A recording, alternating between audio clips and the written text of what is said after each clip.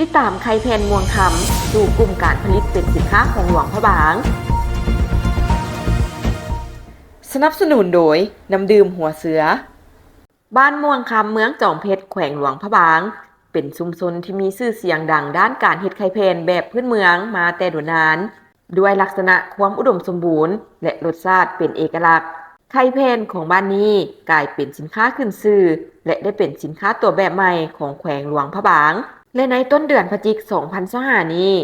กองเลขาธิการคณะกรรมาธิการแม่น้ำคลองสากลหรือ MRCS ร่วมกับคณะกรรมการแม่น้ำแห่งชาติลาวและบริษัทกัน Energy Development ได้เปิดตัวโครงการผลิตภัณฑ์ไข่แผ่นแบบใหม่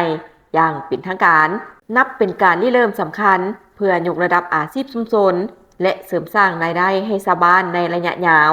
เป้าหมายของโครงการพัฒนาอาชีพสร้างรายได้ให้ชุมชนโดยผ่านการนำใช้ทางแห่งบ่มซ้อนของท้องถิ่นให้เกิดประโยชน์สูงสุด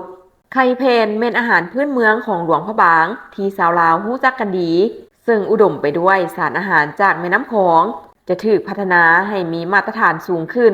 มีอายุการเก็บรักษายาวขึ้นและมีบรรจุภัณฑ์ที่ทันสมัย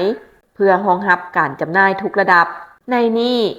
บริษัทกัน Energy Development และ MRCS ได้ร่วมงานกับสถาบันค้นคว้าเทคโนโลยีไทยเพื่อพัฒนาวิธีการต่างแห่งแบบใหม่ปรับปรุงขั้นตอนการแปรรูปและบรรจุภัณฑ์หลังจากนั้นแมนฝึกอบรมชาวบ้านให้เข้าใจนำไส้เป็นในขั้นตอนต่างๆเพื่อสร้างมาตรฐานการผลิตให้ถูกต้องตามหลักอนามัยด้วยการส่งเสริมนี้อาชีพไข่แผ่นจากบ้านม่วงคำกำลังก้าวขึ้นจากวิธีดั้งเดิมไปสู่การผลิตแบบมาตรฐานและเปิดโอกาสให้เข้าตลาดกว้างขึ้นอย่างเป็นรูปธรรมการส่งเสริมการผลิตไข่แผ่นให้แก่ชุมชนบ่เพียงแต่เปิดโอกาสให้อาชีพดั้งเดิมได้รับการฟื้นฟูแต่ยังเป็นการลดพรความเสี่ยงทางเศรษฐกิจของครอบครัวชาวบ้านอย่างยืนยงเมื่อชุมชนมีทักษะและเครื่องมือทันสมัยสำหรับการผลิตคุณภาพของไข่แผ่นแมนจะสูงขึ้นและสามารถเข้าถึงตลาดที่กว้างขึ้นนี่จะช่วยให้ชาวบ้านมีรายรับที่มั่นคงและจะลดการพึ่งพากับอาชีพกสิกรรมตามฤดูกาลแบบเก่าอนาคตของชุมชนจะมีทิศทางที่แจ้งชัดขึ้น